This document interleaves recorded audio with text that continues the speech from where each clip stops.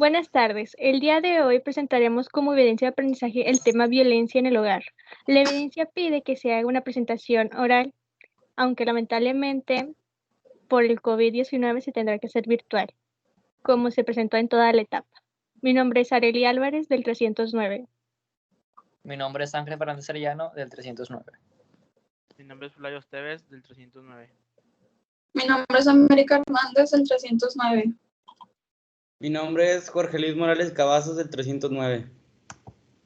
Mi nombre es Eduardo Daniel Treviño Martínez del 309. A continuación se le muestra la presentación que se hizo. El tema violencia en el hogar. La violencia en el hogar es un patrón de conducta amenazante y violenta, combinado con otros tipos de maltrato.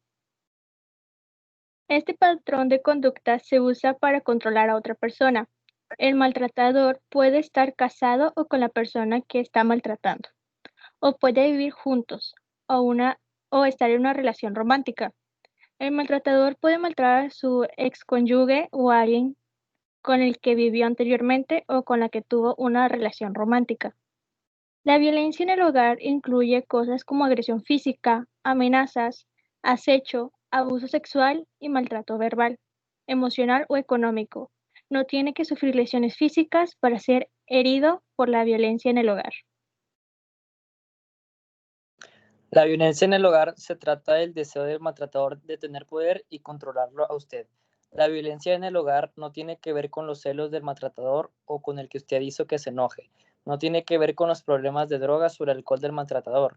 No es porque el maltratador esté estresado o porque el trabajo, el dinero o los hijos o cualquier responsabilidad. El maltratador es responsable por su propia conducta. Cualquier otra explicación es una excusa. No hay un maltratador o víctima de maltrato típica. Los maltratadores y las personas a quien maltratan pueden ser cualquier raza, sexo, nivel de ingresos, nivel educativo y orientación sexual. La violencia en el hogar casi siempre empeora con el tiempo. Los tipos de violencia en el hogar son maltrato físico, abofetear, dar puñetazos, ahorcar, empujar, patear, lanzar objetos, morder, tirar del pelo, restringir el acceso a cosas como comida, agua o atención médica. Maltrato emocional, insultar, manipular, actos extremos por celos, culparlo a usted por el maltrato, minimizar el maltrato, humillarlo o denigrarlo, explosiones de ira, amenazar a usted o a sus hijos, familiares, amigos o mascotas, amenazar con suicidarse o intentar suicidarse, controlar sus actividades, maltrato sexual, violar, toquetear, usar nombres denigrantes o sexuales, presionar partes íntimas de su cuerpo, usar amenazas o coerción para tener sexo, negarse a uso de protección contra las enfermedades de transmisión sexual, embarazo, forzarle a realizar actos sexuales frente a niños o con otras personas. Maltrato económico.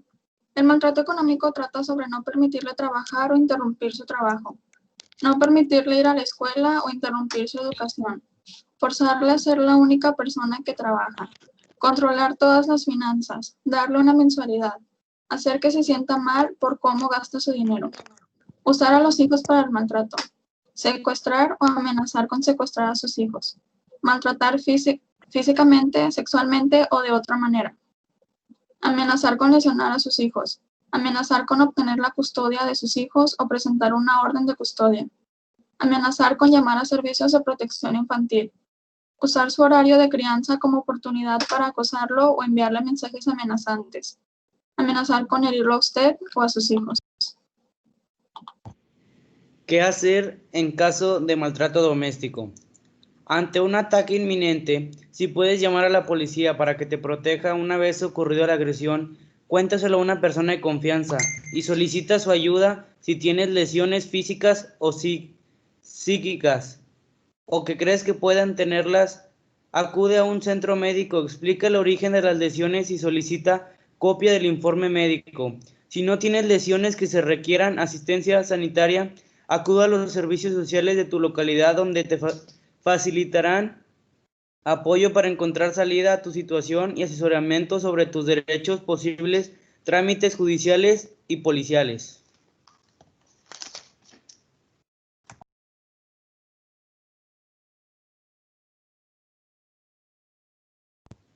Y en su caso, acceso gratuito a ayuda psicológica, asesoramiento jurídico, ayuda económica, alojamiento temporal, servicios de asistencia a la víctima, justicia gratuita, contacto con asociaciones de apoyo a víctimas, entre otros.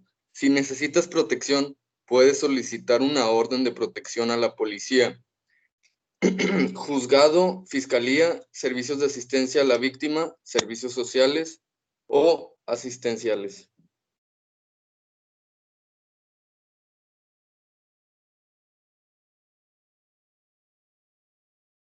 Las conclusiones que se tiene sobre este tema en lo personal es que mi opinión sobre este tema es que lamentablemente ahora por la situación de cuarentena esto sucede mucho y aunque las víctimas no solo son las mujeres, sino que también los hombres sufren y estos no tienen una salida.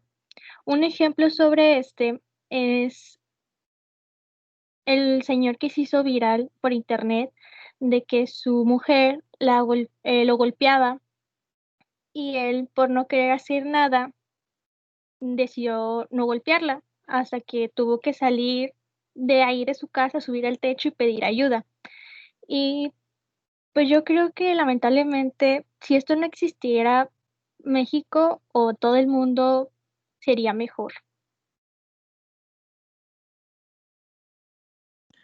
También se trata de que queremos dar a conocer que cuando estés en peligro, lo primordial es que pienses en ti. Quizá también si hay alguien más en tu familia que está sufriendo eso, pienses quizá en tus hijos y en lo que es primordial en tu vida. Lamentablemente la violencia de género es un tema que día a día lo escuchamos, aunque también es bueno enterarse de estos asuntos para empezar a generar conciencia en las personas que nos rodean.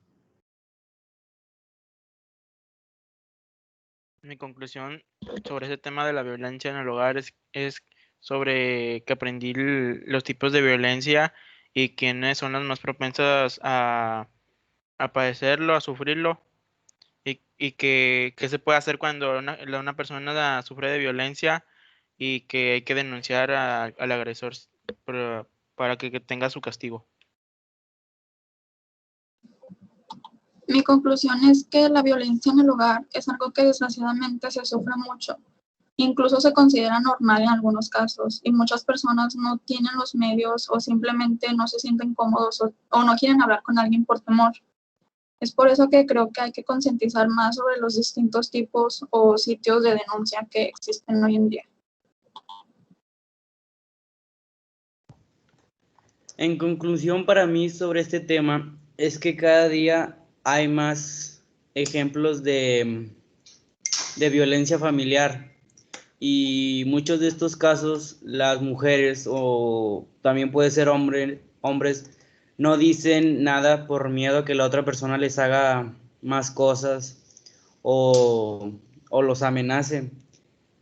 La situación contra las mujeres se ha agudizado, negando a las mujeres el acceso a la justicia y a la protección judicial. Por eso es que este tema se debe evitar lo antes posible en México.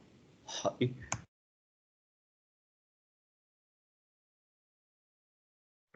Lo que yo entiendo de este tema de la violencia es que no hay que permitirlo, ya que se está haciendo cada vez más común aquí en nuestro país. Y hay que detener esto, ya sea las amenazas contra uno mismo o contra otra persona, un grupo, ya que esto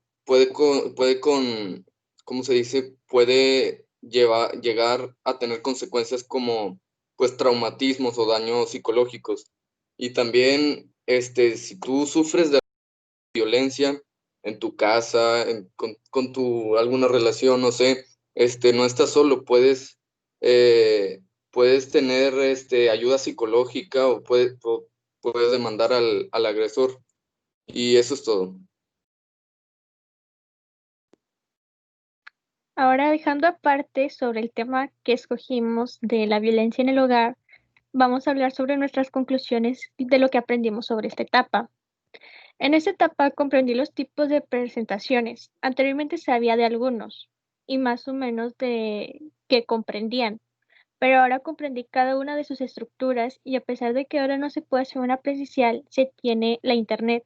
Aunque muchos trabajos lo usen, a veces no es suficiente y es por ello que se hacen en varios días.